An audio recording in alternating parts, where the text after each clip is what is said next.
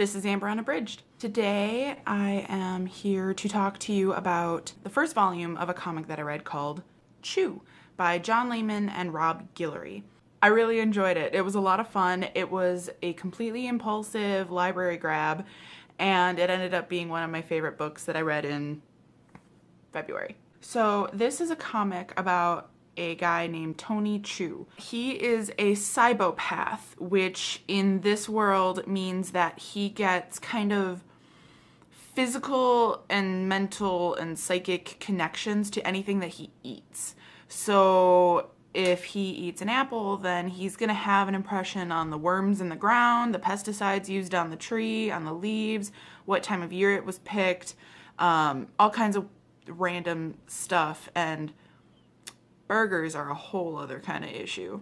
He's living in this fictional universe where he's a cop, and the consumption and possession of chicken, of all things, is illegal. You can't have it. There was some kind of bird flu, but it's all potentially a conspiracy by the government. Poultry is off limits, so I don't think you can have turkey either, but other meat is fine. One day, Officer Tony Chew and his partner are in this restaurant because it's got like chicken. It's like the FDA knows about it, but they're fine because they're trying to bring down this like big wheelin' dealin' chicken selling guy.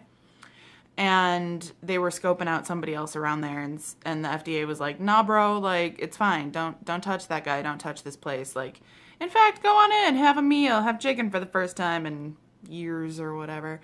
So Tony Chew and his partner are in there, and he gets the chicken soup, and you'd gotten like a flash at one point of somebody making soup and cutting their finger, and they just kept making the soup. So there's like blood in the soup, which is pretty nasty.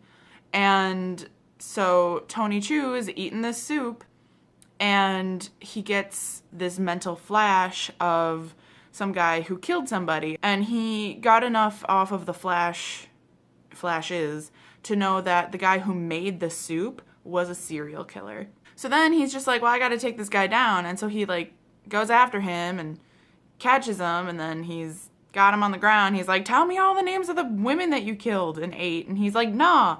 And so then he bites him. He starts gnawing on dude's face so he can get an impression of this guy, and he can find all of these women that were murdered and provide answers to their families.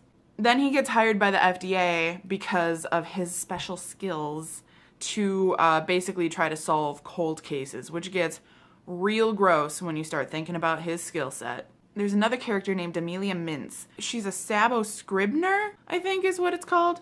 And she can write about food so vividly that people can taste the food that she's describing. She works for the newspaper. She hates her job. So she decided that she's just gonna go to the nastiest places and try their food and then write about it. People all over the city are having a really bad day. They're reading about this like moldy sushi. It was gross. But Tony Chew, who can't eat anything without any like weird impression, falls in love with her because he's like, I can taste it without any of the weird, like, extra side crap. Before he meets or hears of Amelia Mintz, Tony can only eat one food without getting some kind of psychic impression, and that's beets. It sounds really morbid and weird, and it kind of is, but it's also really hilarious. I really enjoyed this a lot. Definitely would recommend. So if you have read anything with inadvertent cannibals recently, comment down below, let me know about it, and I hope that you have a wonderful time reading.